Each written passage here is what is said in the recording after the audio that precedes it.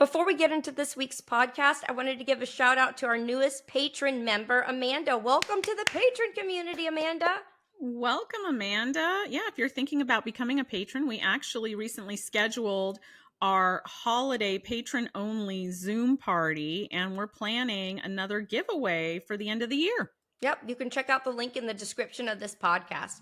I'm Nurse Jessica Seitz. And I'm Nurse Erica. And we're Nurses Uncorked, the podcast that takes nursing facts with nursing comedy and makes a cocktail out of them. Don't forget to hit that subscribe button wherever you listen to podcasts. And please rate, review, and download. Also, if you're interested in supporting Nurses Uncorked podcast and getting early access to episodes, behind-the-scenes content, and bloopers, check out the Patron link in the description of the podcast. Welcome back to another episode of Nurses Uncorked. It's myself, Nurse Erica, and my lovely co-host, Nurse Jessica Seitz. Hello. Today we are welcoming Sarah Hughes. Hi, Sarah. Thank you for joining us today. Thank you for having me. I'm going to tell everyone a little bit about you. Sarah Hughes is a staff writer, organizer, and collaborator who oversees the Healthcare Worker Network at Labor Notes. She has worked for K-12 and higher education unions and university labor studies programs. Sarah has served as a workplace rep and an elected leader in previous union positions. Labor Notes, for those that don't know, is a media and organizing project that has been the voice of union activists who want to put the movement back in the labor movement since 1979. It is a network for rank and file members, union leaders, and basically a voice for labor activists. Through Labor Notes publications, conferences, workshops, and books, they promote organizing, aggressive strategies to fight concessions, alliances with worker centers, and unions that are run by their members. So welcome, Sarah. I'm so glad you're here today. Thank you for coming on the podcast. That's great to be on Nurses Uncorked. Thank you for having me. We are pretty laid back here. We're going to get into some questions. And just to clear the air, because Jessica just said off camera to our lovely guest that I might be running for the bathroom because I have IBS, which is absolutely not true. Don't be embarrassed about it, Erica. Stop it. I mean, we there's nothing. A lot of people in this country suffer from that. But I am not one of them. Oh, damn. You're just making shit up again, Arnold. I felt very comfortable. I have a family of nurses who love to talk about, very straightforward about their diagnoses. So it made me feel right at home. Yes, Good. You will fit right in here. That's awesome. Yeah. If you have a family of nurses, you probably have a family of people that partake in some alcohol as well. Should we do our drink of the week here? Yeah. What are you making for us today, This Jessica? is so simple. I've been trying to make it for weeks now and didn't have 7-Up. This is one of my favorite drinks. I will tell you that, but it's simple. So you take 5 ounces of 7-Up. I'm using zero sugar 7-Up to try to cut down on calories a little bit. And you're going to mix it with 1.5 ounces of Seagram 7. So that's where you get the name 7 and 7. Put a little bit of lime in there, which I did already. And you're going to put it over ice and shake it up, which you really don't have to. You could just put it, in your cup. But I like that sound when I shake it up. So that's what I'm doing. And then you're going to pour it in a glass with a lime wedge and drink it at 11 a.m. That's what we're doing. There's that ASMR. Yeah, I'm having coffee because it's pretty early here where I am. So cheers to everybody.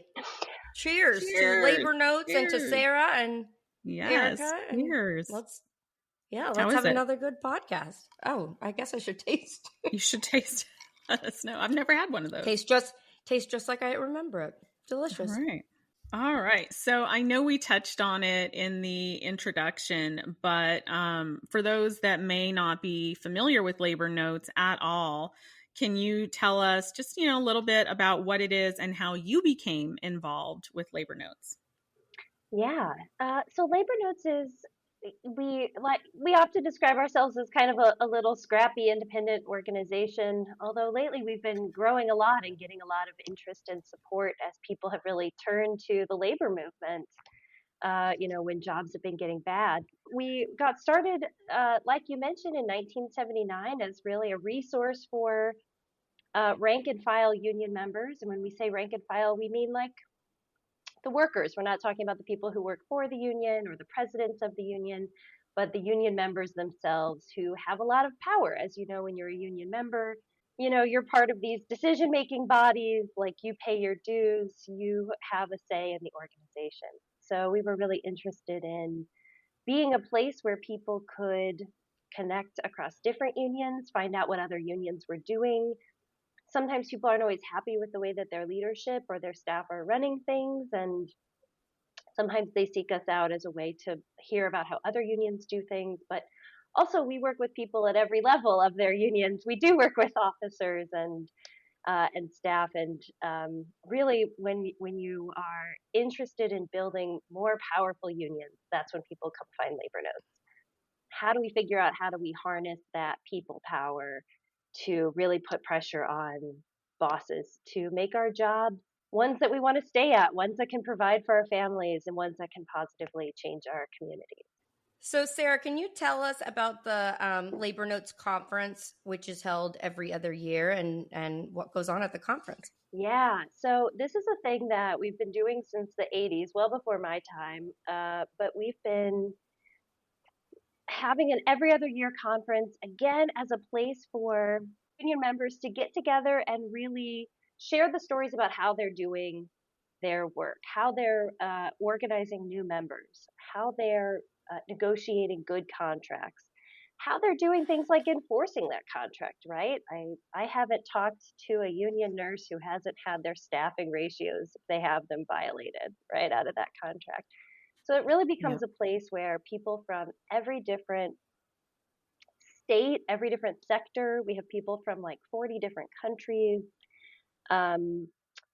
all get together and have these panels and discussions where people say, this is how we enforce our contract. This is how we decided to take on racism at our workplace. This is how we,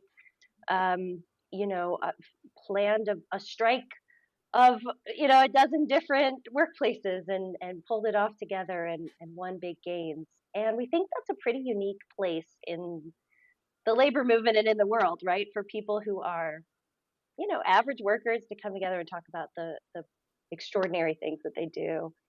So it usually runs for 3 days, and we have all sorts of other things too. We have music and films and speakers and workshops too, where people can build up skills. But it's really a chance for people to connect across those different workplaces and learn from each other, and it's really transformative. I have to tell you, I'm desperate to go next year. Like, I've been wanting to go for a while, and I'm desperate to go. And I think you're downplaying how big the conference has gotten. The last couple have been huge, right? Like sold out. Like, you can't get a ticket to go. That's awesome. You can't. We're wrestling with what to do about that. We had to cap it last year at almost 5,000 people, and we had a waiting list of almost another 2,000 people. I know.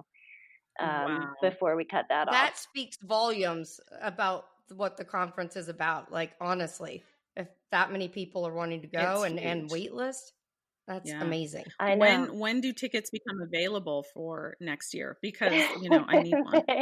They sold out really fast this year. We didn't actually even make it to regular registration. They sold out during our early bird registration. Oh my God, did they really? Yeah, we really didn't expect that. I mean, which speaks to this is like a Taylor Swift concert. Jeez. I know. People are into it. It's a big deal. Yeah. Where do they hold it at? I might have missed that. So we always have it outside of Chicago, like in the airport hotels that have the big conference centers out there, which makes it easy for people to fly into also. So we used to have it in Detroit, where we were founded. We moved to Chicago, in the early 2000s, and we're now trying to figure out, like, do we go bigger? And where do we do that? And also, how do we keep Vegas, it really affordable? Vegas, I know. bring it to me. We are the convention capital of the world. But I love Chicago. Chicago is Yeah. one of my favorite cities to visit. Like, honestly, if I had to pick somewhere else to live, that would be top on my list. Like, I love the whole community and the vibe and the Cubs and all the shopping. And it's a really, really cool city. It's a great town. It's a great union town. The labor history in Chicago is the labor history of the US. Like all of these things that, were foundational to the early part of the US labor movement, a bunch of it happened in Chicago. You can even take a labor history tour after the conference, which is really popular. Oh, wow. Well, you had me at hello. Come on now. All right. So, what are some of the trends right now in the overall labor movement? What should we be keeping an eye on? Yeah, I think there's a few really interesting things going on. And part of it, I mean, you are already aware of, but I think especially that turn after COVID of people realizing um, how important they were to the economy and to the world, and not seeing that reflected in respect from their bosses or their paychecks or even the kind of safety measures that they expected to go into place so people could safely go to work. I think it was I think COVID was that real moment where people were like, oh, I'm worried actually that my boss cares more about making money or keeping this open than whether or not I live or my family lives. Mm-hmm. Uh, and I think or maybe not at the height of COVID, right? We were all sort of like, yes, let's get through this together. But then afterwards, when people were like, okay, now we have a little bit of breathing room. Can my wages, can our staffing like reflect the work that I did? And I think that that's true in healthcare, but a lot of other sectors too. People were told they were heroes, and then it went right back to business as usual, and that prosperity was not shared. And I think the anger we saw from that, right, of how different our world could be, really led people to say, wow, something's got to change, and I'm willing to take some risks to make that change. Yeah. How do you see the healthcare sector fitting into the rest of the labor movement right now? Yeah. Well, so yes, I think that's a big part of it. I mean, so I think healthcare workers, I mean, we've seen more people unionizing in healthcare lately than, in these Yes, huge, huge unprecedented increases. rates. Unprecedented. I mean, nurses, but also techs, also residents, uh, Yeah, a, now a new rise, doctors. I love it. doctors. The rise in attending physicians unions is pretty wild, right? That used to really be a part of the Very rare. healthcare labor world that people were like, oh, you're never going to get doctors. And now we're seeing primary care physicians unionize, which unheard of. Which tells you how bad it is out there. And how the True. corporate structure has changed too, right? That to be a primary care doctor isn't what it used to be. You're not necessarily your own boss who gets to set their own terms and appointment times and patient loads, but people working for big companies now who are being treated like a lot of other healthcare workers, which is sped up and given more work, and realizing that they are more employees than they are bosses. And I think that's really led to that shift. How can employees build up unions that are powerful and strike ready? Mm. Oh, there's that word again for Erica. Strike. Let's do Always. Best.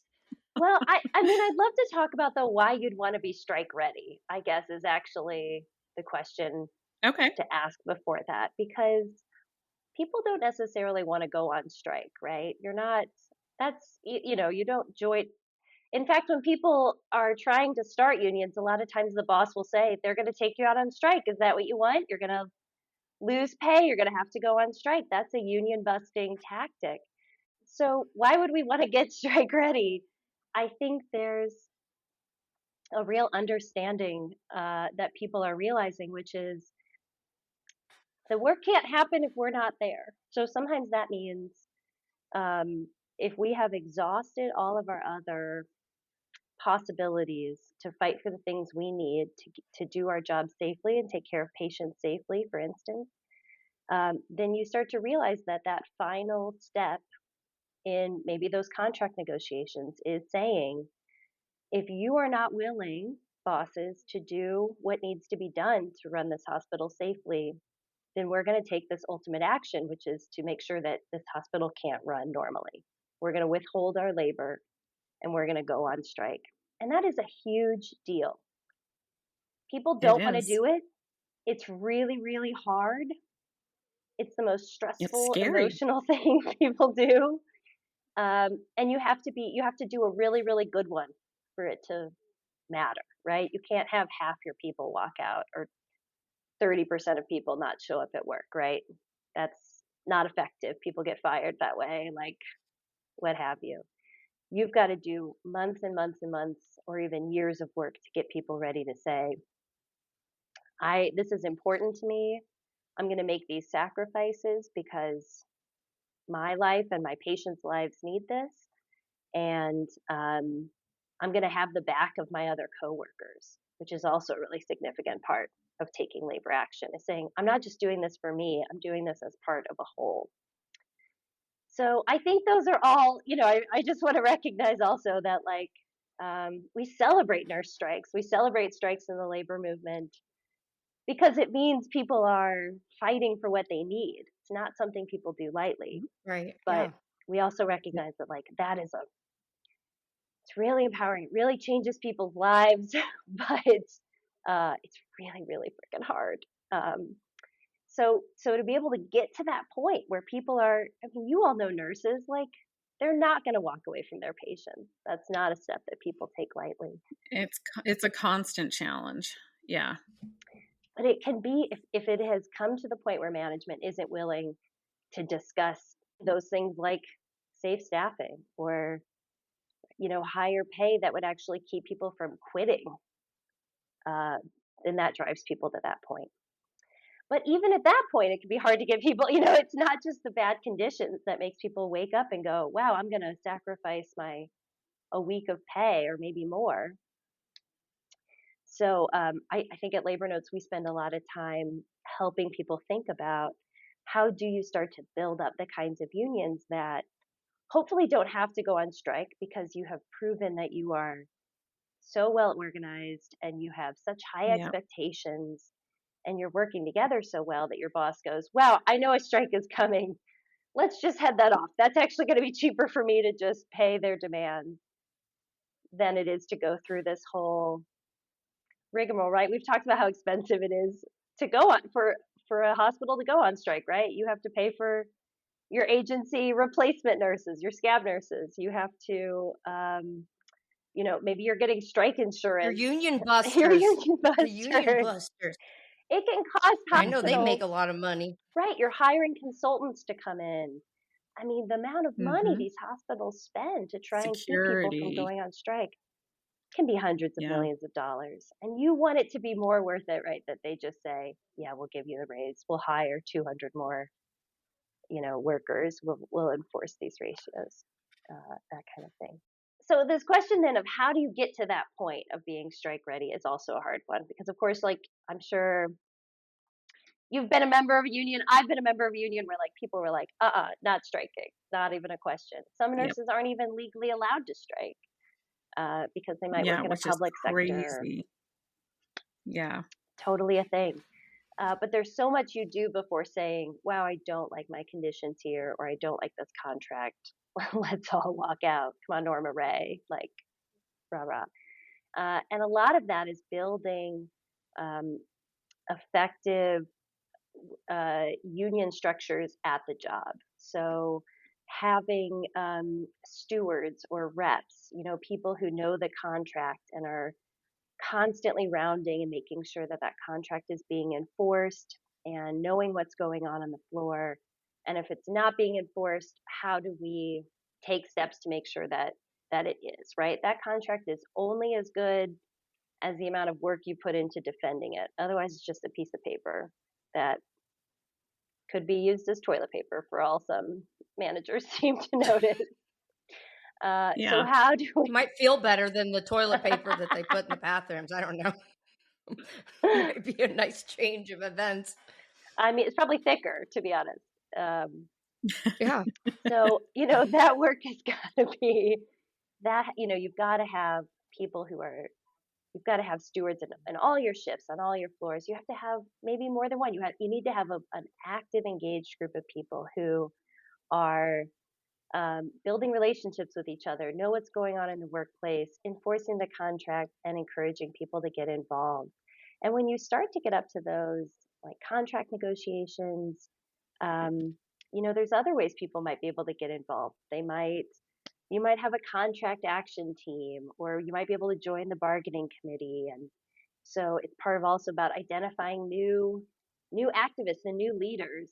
Come on in, come to these meetings. Let's decide together what we want to see in this contract, and start building our demands together. And then, being able to keep people involved during the bargaining process. And I think there's been some really tremendous examples of nurses and other healthcare workers doing this work of like building up the enforcement of the contract leading up to negotiations, and also just like, fighting for things they don't have, but not going through contract bargaining, just saying like, hey, we need this.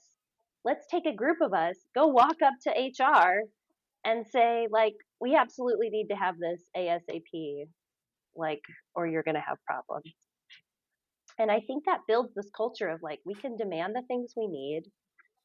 We can force management to be receptive. We have power. That's where our feeling of power comes from, is when you're able to, compel the hospital to put in the things that people need.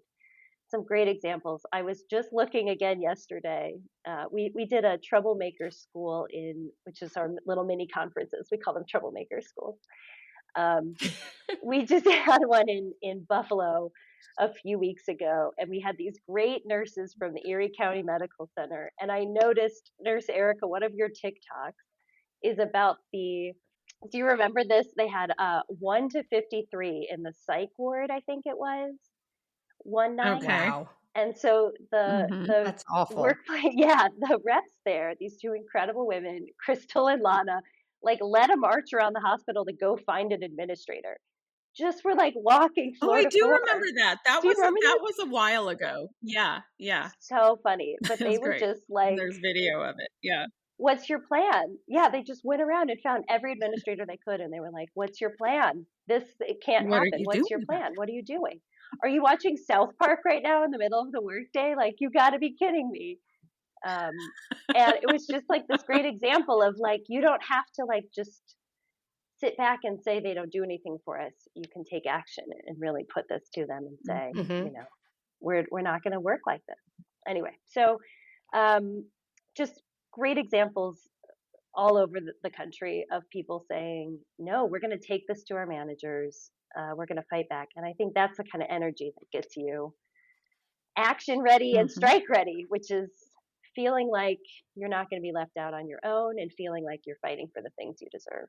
So we all know how important strikes and picket lines are, how much they matter. But I'm curious if you have an opinion over what seems to be a trend, at least in nursing strikes the last few years, of having a 1-day strike or a short close-end 3-day strike, that sort of thing. It seemed in the past they used to they were pretty much always open-ended, right? But now there's this trend towards very short duration strikes. How do you feel about that?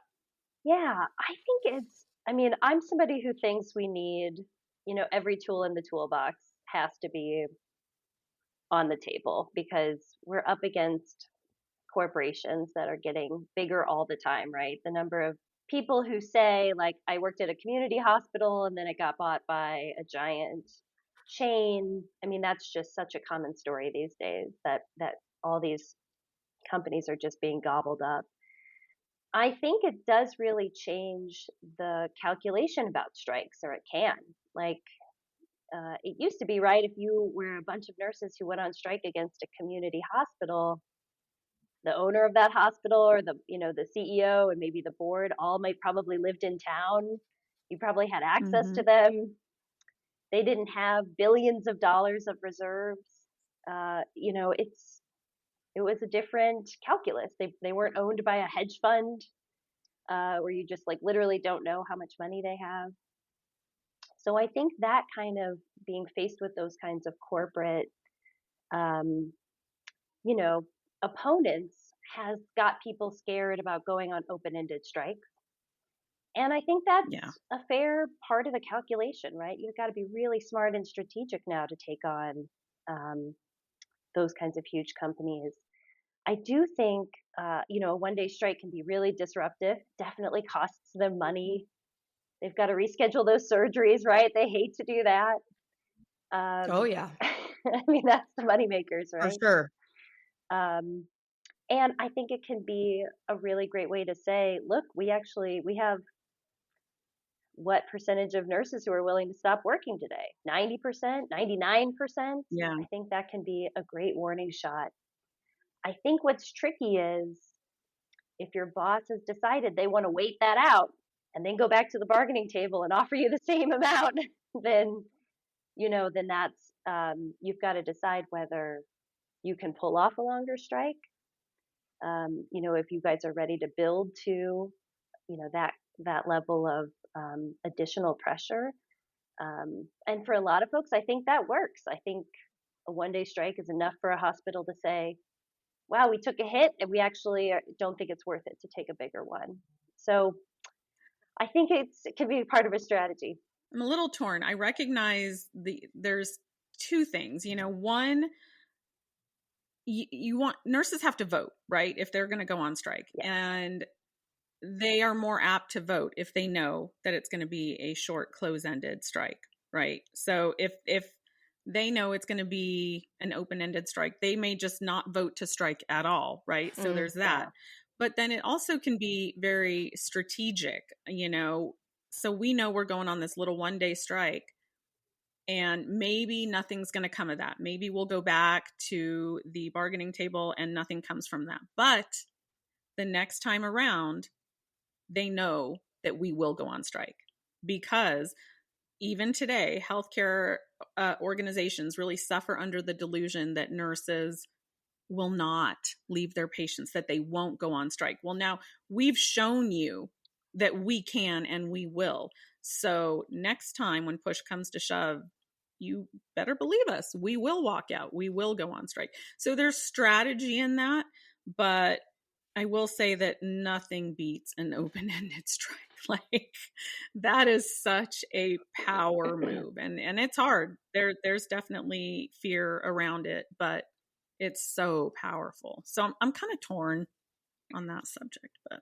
I've really come to feel like it has to be so dependent on who those members are and what they're willing to do, and who the hospital is, and how they're feeling about. It's just so dependent on so many factors, and that makes it really hard to kind of work out that strategy. But I think people are getting better about it. I'll shout out the University of Illinois at Chicago hospital nurses who are on an open-ended mm-hmm. strike now. They're members of the Illinois Nurses Association. I think that just kicked off maybe Awesome. Monday. Yeah. Which is really, really exciting. There's some mental health care workers in Southern California, the Yeah, National the Union of Healthcare Kaiser Workers, ones, the Kaiser folks.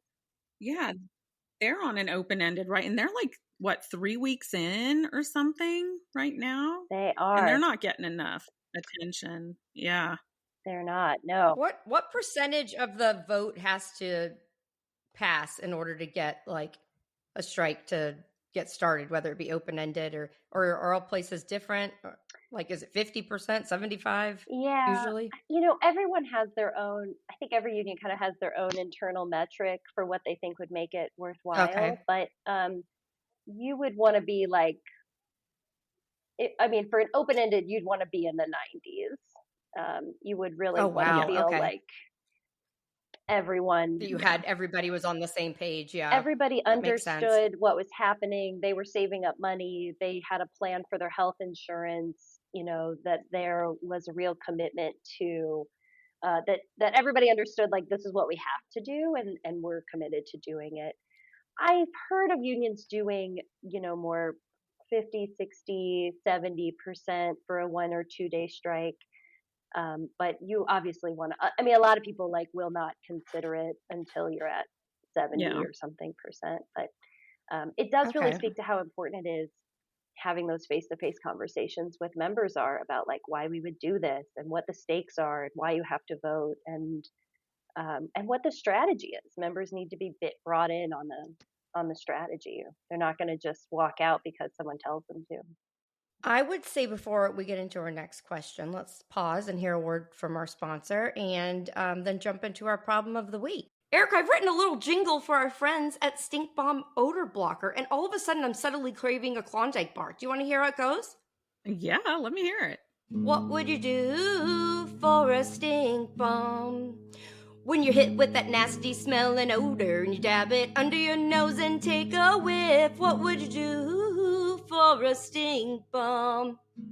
Wow, I think you missed your calling there. But yeah, I love Stink Bomb Odor Blocker. It's great at blocking all of the nasty odors that healthcare workers have to deal with. You just dab a little bit under your nose or the inside of your mask and it fits in your pocket. It's great. Tell them where they can find it. You can go to stinkbombodorblocker.com, and they've upped it to 20% off for this holiday season by using code UNCORKED20. What do you got, Erica? What's our problem of the week this week? Problem of the week. Okay, so I'm going to ask for Sarah's input as well on this because this affects employees everywhere, workers everywhere, but it's very timely right now. So we had a message to Nurses Uncorked that says, I've had to work Christmas and Thanksgiving for the past 2 years, and now I'm scheduled for both of the major holidays again this year, and I'm told that there is nothing I can do about it. This doesn't seem fair. What can I do? So this is something that, nurses and healthcare workers struggle with constantly because hospitals are open 24/7. We have This to is where you hold work. $100 bill up to your coworkers and you say, Have you done that? Whoever is, yeah. I've been so desperate to have Christmas off before really? that.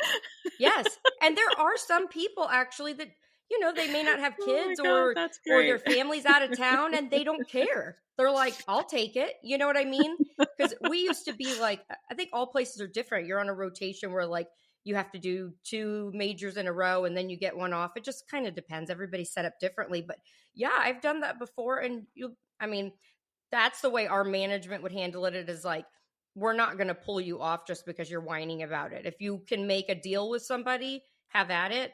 I still think a lot of times the amount of holidays isn't fair, but that's how we used to handle it. So that's always an option, at least. Hold up your $100 bill. That's Jessica's advice. I love it. I love it. Hey, I'm just saying, how bad do you want it? How bad do you want that holiday off? And a lot of people will there. I wouldn't say a lot, but there are some nurses that will do it. They want their time and a half that day. Yeah, and $100 too.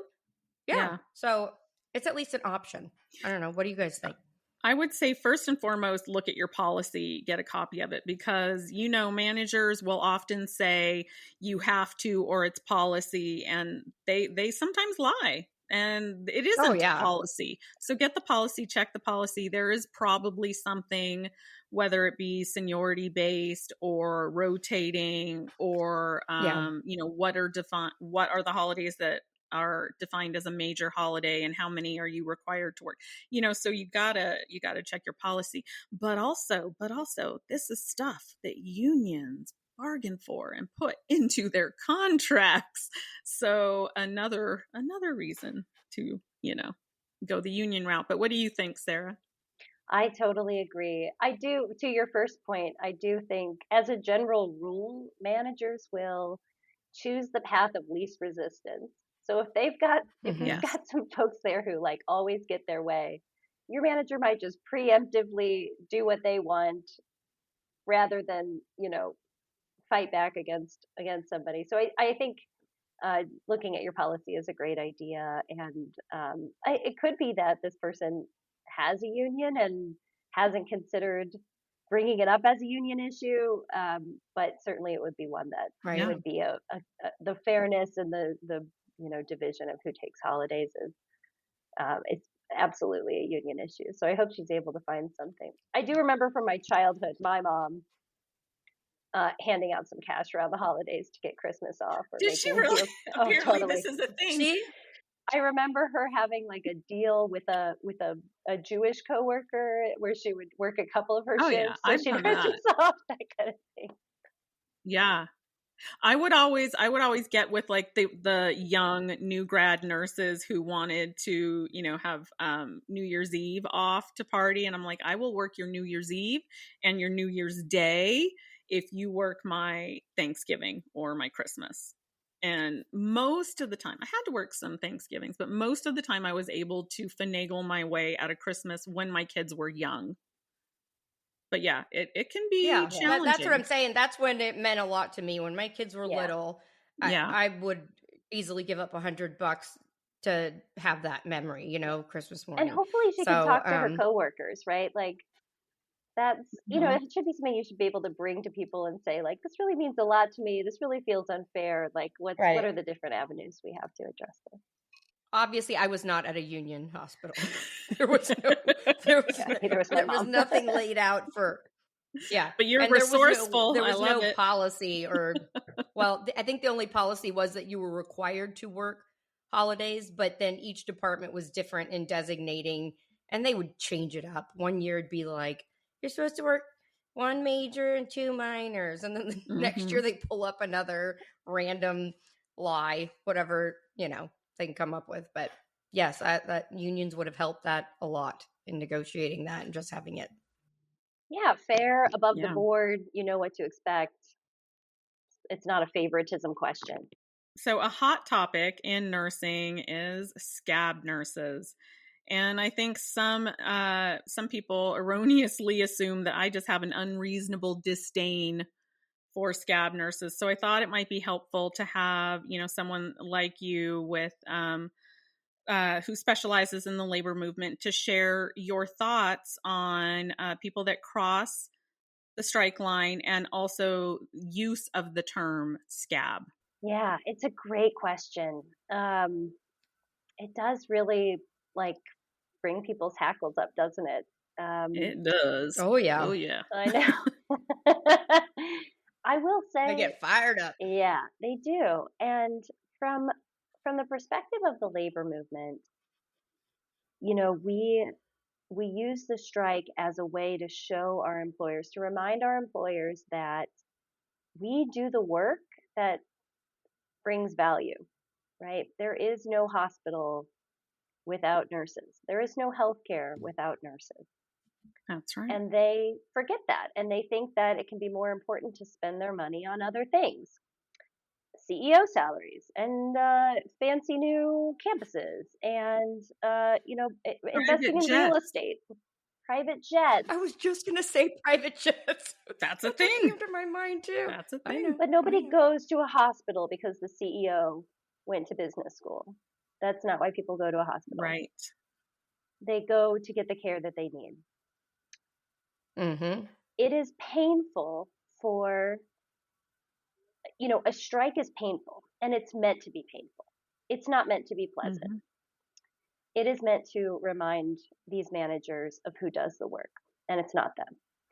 And if you undermine that, if you make a strike less successful, and that means that the union nurses at Erica's hospital don't get the wages that they need, they don't get the health insurance they need, they don't get the staffing ratios they need. So people have 1 to 7 in acute care, or God forbid, something like that.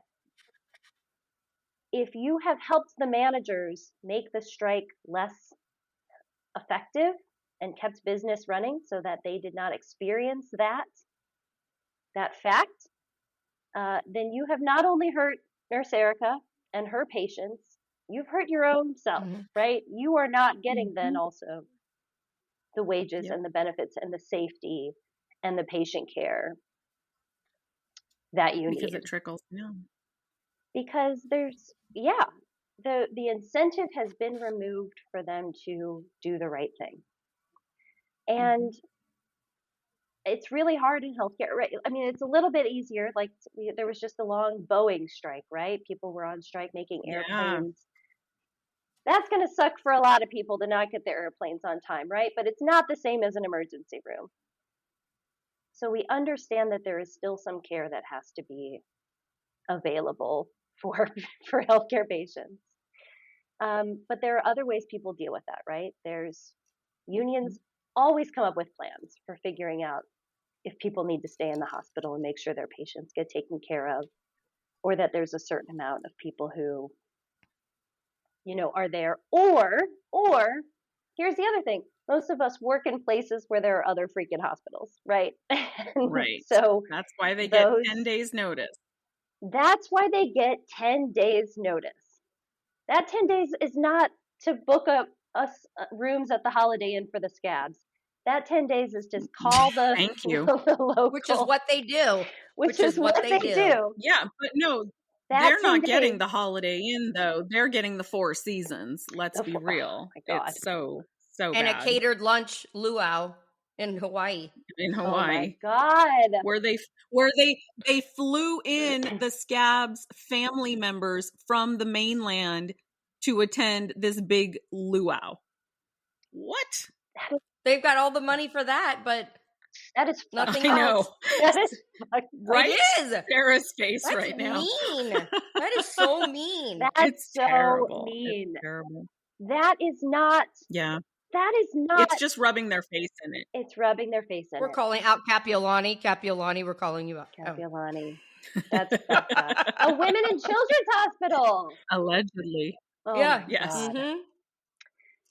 No, that place you know is what special. you do? You shut down the beds and you divert, right? You say, we've got these transports. They are taking our patients who can be moved elsewhere. You stop admitting, you cancel elective procedures. That's right.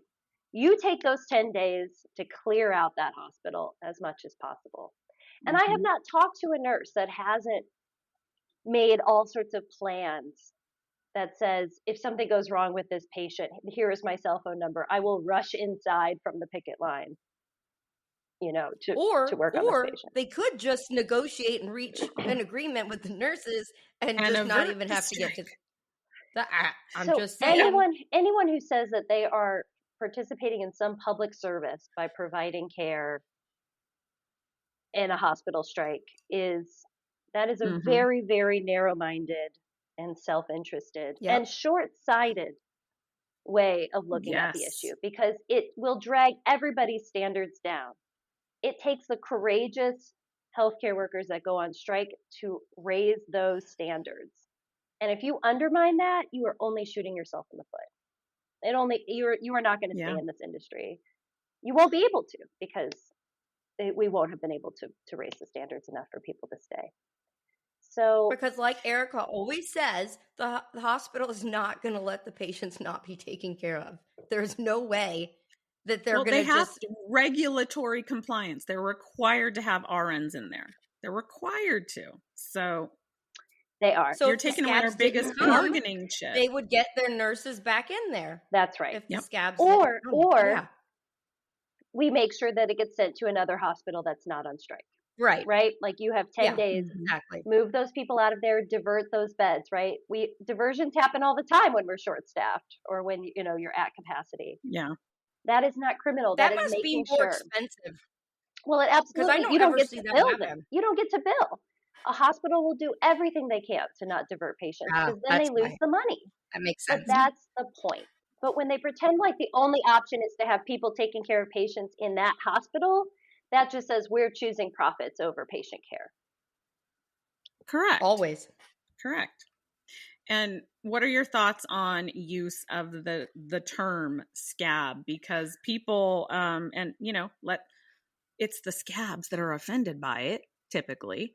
So that speaks volumes. But, they try to say that is actually, like bullying. So what are your thoughts on that? Well, listen, if you read labor history, bullying from striking workers used to be a lot worse than getting called a scab, right? Like Yeah. there used to be a lot more Yep. sort of violence at picket lines. Like people understand that we're fighting for the whole working class. And if you are undermining that, I think there should be shame-based consequences. Thank That is, you. I mean, that is how we maintain this order. Now, I think we have been fed a lot of narratives as corporate America has gotten so much more powerful than the labor movement in the last 50, 60, 70 years that says like, that these things aren't important or my feelings are more important than other people's livelihoods or whatever it may be. And so I understand that that hurts, but I think if we don't as a society kind of enforce that to be true, that scabbing is negative. Scabbing hurts patients and workers. And if you're going to do that, like when somebody steals, I don't not call them a thief because it hurts their feelings. Correct. Right? Like thank you. Great analogy. If someone Thank cheats, you. or maybe I shouldn't use something illegal, but like if somebody cheats on something, I don't not call them a cheater because it hurts their feelings. I say, no, we like have decided as a society you don't cheat. So you need to call them an information sharer. It's lost on a lot of people that it has a negative connotation by design. Yeah. They did that on purpose because it serves a purpose. It needs to have a negative connotation to dissuade people. So no, we're never going to call you the star replacement worker. No. That's not going to happen. No. The term that is not a valuable member of society. Scab. That's right. That's right. And we have been fed, I mean, we don't have a lot of power as workers right now. People are really struggling in the economy. We just saw that in this election, right? That's what people told us with their votes across the political spectrum. It's like, we're struggling, we're looking for help. We do not have a lot of avenues for making our lives better. Right.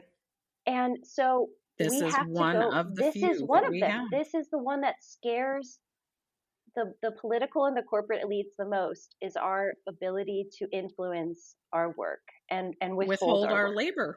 That's right. Yep. It is old school, right? We're going back a couple centuries to like these fundamental truths, but that's how we got, the world that we have, and that power's been eroded for the last, 2 or so generations, and we have to go back to it.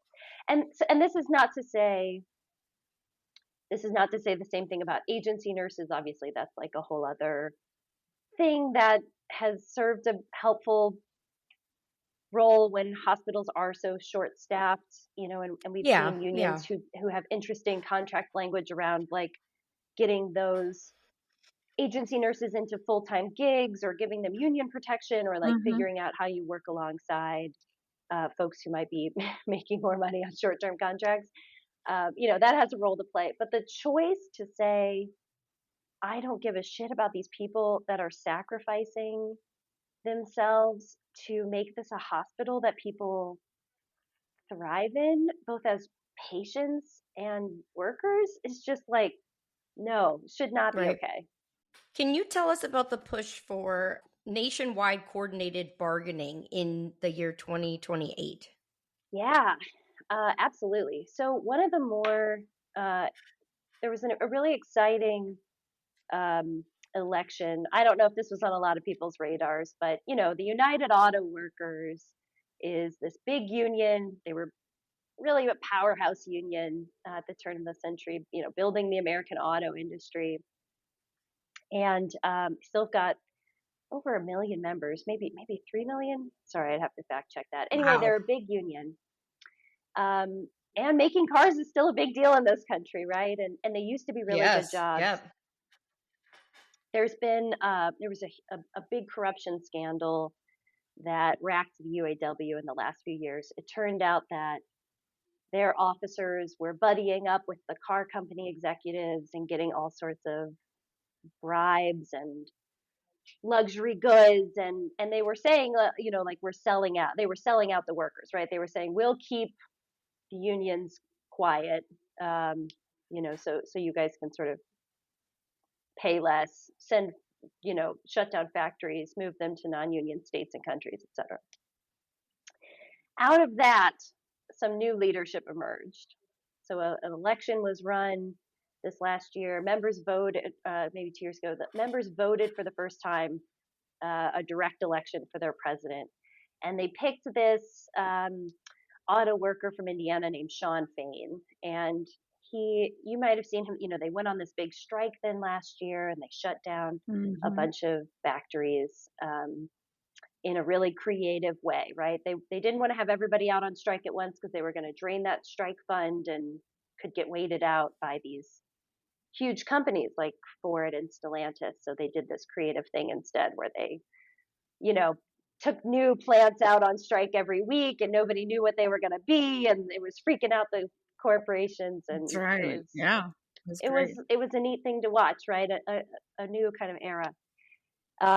Anyway, so Shawn Fain, they got a pretty good contract out of that. The best contract UAW workers had gotten in decades, for sure. But, they didn't win everything. Working at a car factory, it's still a pretty rough job. You're still working a ton of overtime. It can still be dangerous. And wages haven't kept up with what a car costs, right?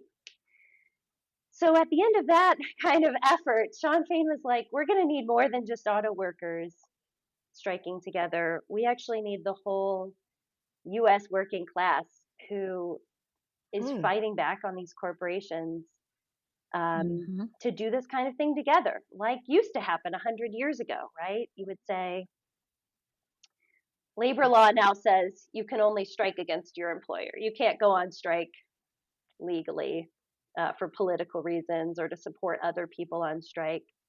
That was true 100 years ago. It's not true anymore. But Shawn Fain is saying, but we can strike when our contracts expire. And so there's been a move now in the labor movement to say, can you get your contracts lined up to expire in spring of 2028? This is, a few years down the line, right? Like we might have time. And could we set our expectations for our jobs and our contracts high and all go out together and see what kind of pressure we can put on, the billionaire class, on the corporate class? Brilliant. I like this idea. And what could we win? Brilliant. But I think a lot of people still aren't aware of this. I spoke to 2 separate union presidents recently who were completely unaware of this. And so we need to get the message out there. But can you imagine the power that workers everywhere, not just in healthcare, but, across industries would have if everyone's contract ended around the same time? Because then you're not just shutting down one thing, you're shutting down lots of things, And so, like, how are the scab nurses going to even get to the hospital if the airline workers are on strike, That's right. That's so, I like it. It's Brilliant. so naughty. It's perfect. Yes. Yeah. It's brilliant. Seriously. So May 1st, 2021. I mean, a lot of people aren't necessarily able to line it up for that date, but there is a sense of people trying to aim for the spring. Of course, May 1st is International Workers' Day. And to bring it back to Chicago labor history, it is International Workers' Day because that is the day of the Haymarket riot, which was the riot in the late 1800s to try and fight for an 8-hour working day. And so that's the day that's celebrated globally now as the workers, the day of the worker that the U.S. has tried to undermine, right? We don't really want to celebrating the worker. But that was the day where, there was a big march and the clash with the police. And it was, like a lot of labor struggles at that time.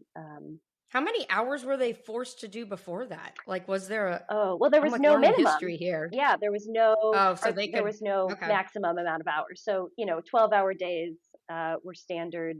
It started to get down to 10-hour days, and then around the late 1800s, there was the fight for the 8-hour. Coming from nurses who are still doing 12-hour days, that sounds horrible. Yeah. Well, I've got this But those are But they poster. were people's probably doing that 5 days a week too, or more. Who Oh, knows? all through weekends. Yeah, I mean, I've got this great poster that says the labor movement, the folks that brought you, and then it has all these signs, and it says, the weekend and Yeah.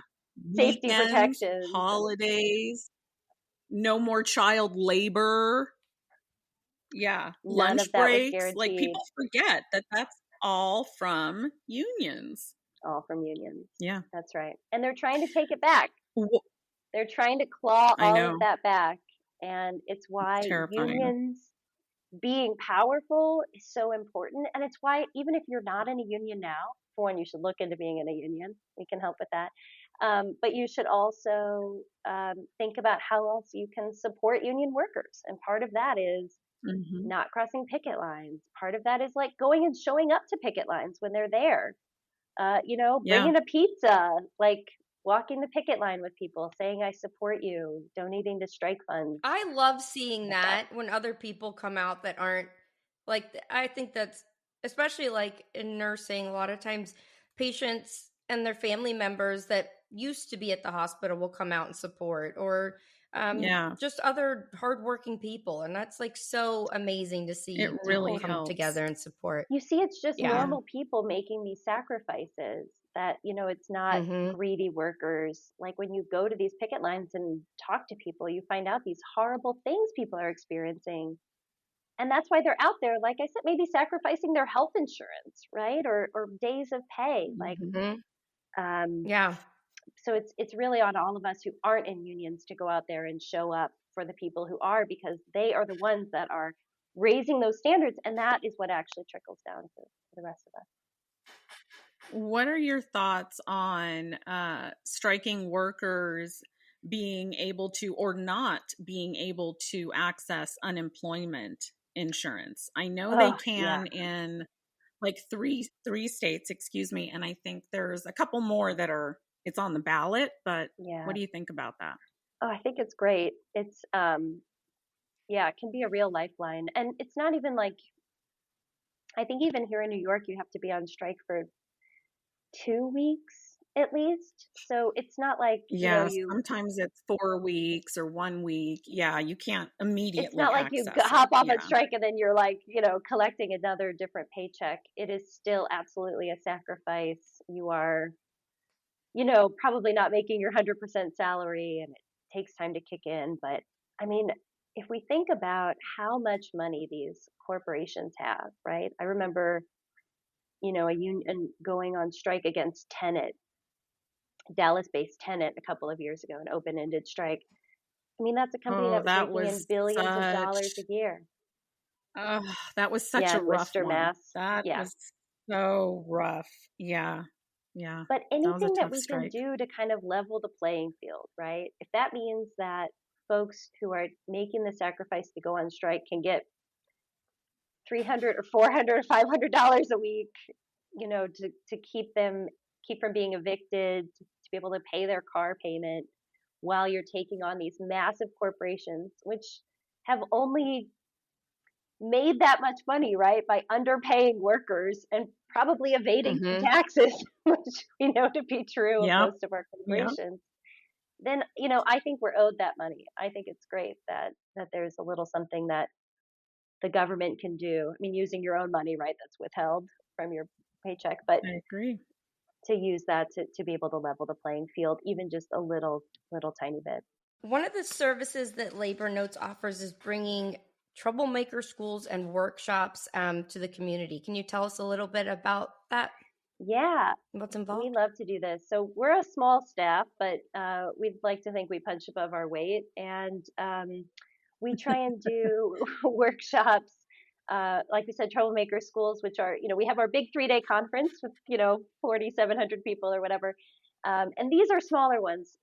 They might have a couple hundred people or fewer, but we try and use it as a way to bring people together to learn from each other and offer some of our fundamental workshops. We do workshops around, we have one called Beating Apathy. How do you start talking to coworkers who seem like they don't care? I love that. That's we have, awesome. ones about turning an issue into a campaign. How do you kind of take your grievances maybe and move away from just filing the paperwork and actually bringing the fight to the boss. We've got ones about health and That's good. safety, or working with community groups, or all range of things that kind of run from maybe the nitty gritty skill set to thinking about how are we working across unions, how are we thinking about racial and gender justice, how are we thinking about um, the kinds of strategy we need now. How do you figure out what kind of tactics you take on? So those have been really great. We just had a couple we just had one in Buffalo. We had one in Birmingham, Alabama. We're going to have one in Philly, December 7th. So you can check these all out on our website. And we'll probably have another, we'll be doing them all throughout next year, leading up to our 2026 conference as well. I want to come to the apathy one. That one sounds really interesting. We also do those online. Yes, it's part of our Secrets of a Successful good. Organizer training. And if you can't make it to a training, or if you're not sure about it yet, it's a training based on a book we have called Secrets of a Successful Organizer. We sell these for $15, but if you buy more than 10, they start going down in price because we want to get them out to people. And it's a great handbook for picking up and going like, I don't even know where to start strengthening my union or talking to my coworkers about this. Where do I even take the first step? This is the guidebook. You guys have several really helpful guidebooks for different things, like how to, I forget the title of it, how to fight back against like the disciplinary actions and all of that. Yes. Yeah. Oh, we have this great set of books from a labor lawyer named Robert Schwartz. He also does webinars for us and workshops. We have legal rights of union stewards. We have one about your rights in contract campaigns and strikes, because it can be really scary, right? If the boss says that's illegal, you might have a union lawyer that, who knows if you're able to easily access them for questions. But the legal stuff can be really scary. So we make sure people who are thinking about filing grievances or who file grievances as a steward or a rep or a delegate at work, some great resources for just like, can a boss do that? Can a boss unilaterally change our schedules? Can they threaten to investigate me for something else if I don't go along with what they want? Like these kinds of things come up all the time. And so it can be great to have a handbook. So yeah, lots of books for sale on labornotes.org. So I would be remiss if I didn't bring this up, but the future of workers' rights is at the forefront now more than ever before. People fear that the National Labor Relations Act may be gutted after January, and that could result in weakening of workers' rights. So I'm sure that has been a topic of conversation amongst your colleagues.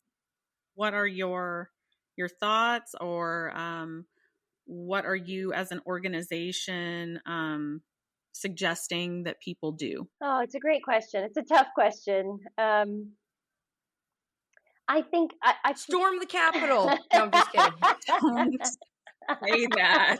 I'm sorry, I had to make a joke. Don't say that. No, we are not an advocate of that. No, for sure. I mean, it didn't even do them any good. Not a winning tactic. Right, exactly. Too funny. It's tough. I think what I would say is I'm trying really hard personally to not get ahead of myself. I'm trying not to kind of get into the fear mongering. Yeah. I'm trying to, and I think there's been a couple of articles that have taken some pretty sober looks at what we could expect from some good labor thinkers and journalists. I'd be happy to send those along if you'd be interested in sharing them, because I don't think we're really well served by saying they're going to do away with the 100-year-old law. Oh yeah, right. I don't think that helps us right now to kind of panic. I do think it's really clear they're going to get rid of Jennifer Abruzzo, who's the head of the National Labor Relations Board and has just been incredible for workers' rights. This NLRB the last 4 years has done so much to sort of sweep away some of the like really shady things that bosses could do to workers, and that's all going to come back. But we didn't have it 5 years ago, so we'll forge through again. I do think the National Labor Relations Act was passed in 1935, and there was a labor movement before that. So in the worst case scenario, we can certainly expect that we're going to lose our right to take things to a government agency and to have them slap our bosses on the wrist and say, you can't do that, which is a great thing to be able to have, but they still violate these laws constantly. What I do think that unions should be doing, and I think members should be pressuring their unions to be doing, is to think about being bold rather than retreat. How are we organizing? How are we trying to organize more members? How are we trying to give more members the skills to take our fights directly to the boss and not rely on regulatory agencies because they're not going to be there for us? How do we get people prepared to do things like go on long strikes and and fight back before we had a bunch of these different ways to file charges?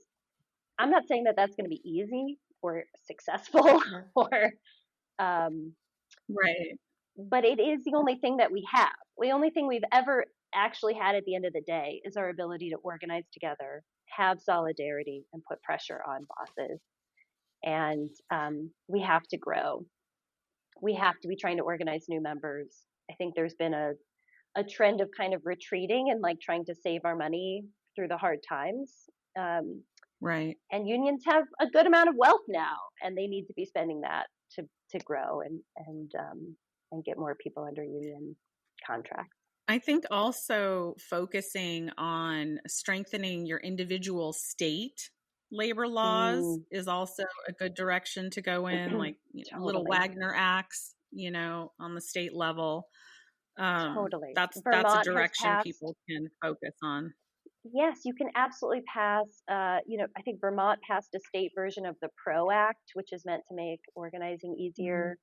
It was a federal law Obama ran under, never passed. It's just been waiting there. There's certainly local ordinances and things you can do. They're going to try to do away with things like prevailing wages for construction workers. Obviously a huge hit for immigrant workers who do a ton of the absolutely essential work. So how are we thinking also about, using state and local protections and our own unions to try and stand up for other people and make sure we don't say, oh, good, that's just them they're dealing with, because they're going to come for us next, right? So we need to be out there to protect other workers as well. How can people stay updated on the current labor laws and regulations? What's the easiest way to do that? Oh, great question. So folks can sign up for weekly emails from Labor Notes, and we're on all the socials.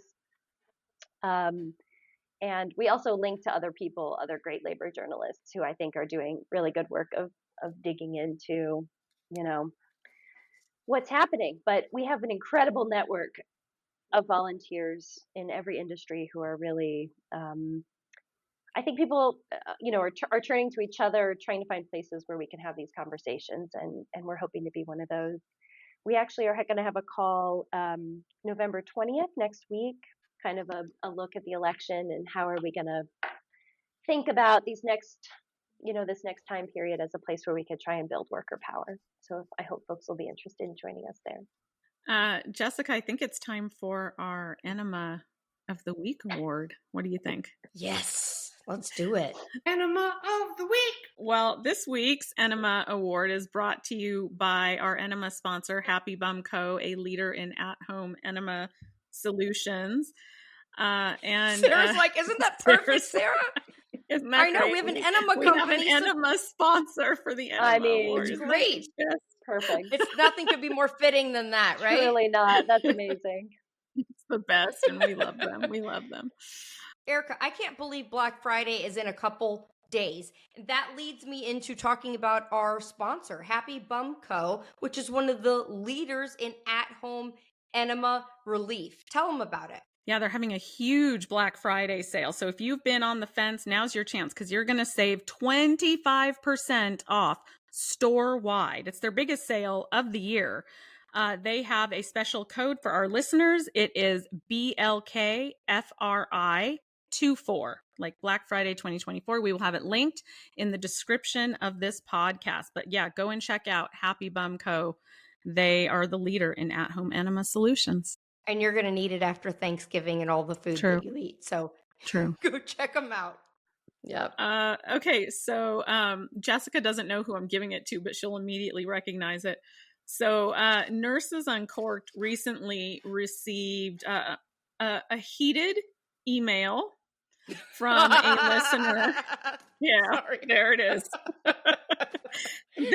that did not appreciate one of our recent episode topics and our take on it. And so this week's Enema of the Week award goes to Joseph, who in the span of one short email managed to tell us, you failed, and then called us in no particular order, buffoons, fucktards, uneducated, boobs, and the epitome of stupid.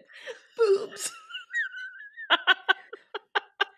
Joseph got a thesaurus. But what I love is every time he would call us a name, he had to capitalize all the letters. He's screaming it. Screaming. Boobs. Fucktards. Fucktards. Buffoons. Oh my God.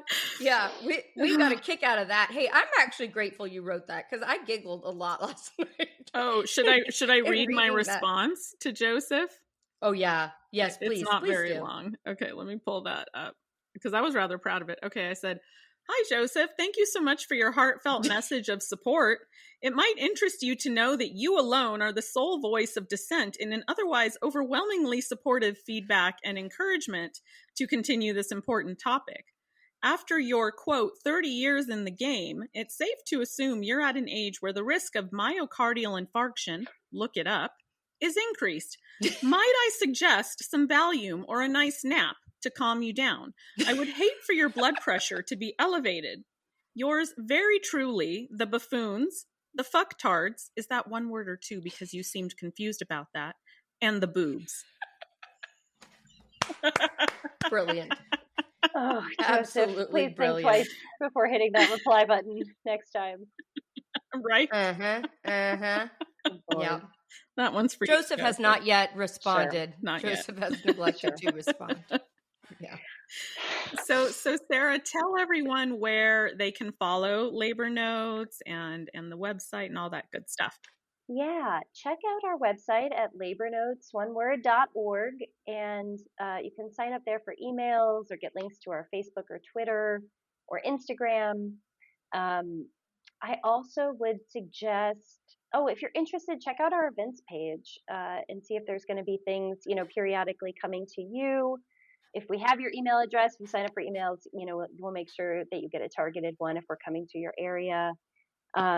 And if you're curious about our perspective on, rank and file workers fighting their bosses, trying to build stronger unions, we put out a monthly print magazine that you can sign up for $35 a year, or check out one of our books, or we do a few free online workshops and a few that are low cost, and no one is turned away for lack of funds. You just have to reach out to us. We really make it our goal to try to make these resources as accessible as possible to working people, and hope you'll, chime in if you are curious at all about how to build a more powerful labor movement. And thank you so much for letting me plug it. It's really a great organization. It is. Have been involved. I was a volunteer for years and years before I got hired. That's how much I love it. It's always been kind of a home for me. Yeah. And a lot of people feel that way. I'm a big fan of Labor Notes and have been for a long time. And I was so excited when I was able to write that recent article for you guys about the Kapiolani nurses strike. So yeah, if you get a chance, check out Labor Notes and all of the many resources that they have to offer. And thank you, Sarah, so much for coming on and lending your expertise. This was great. Thanks. Until next time on the next Nurses Uncorked.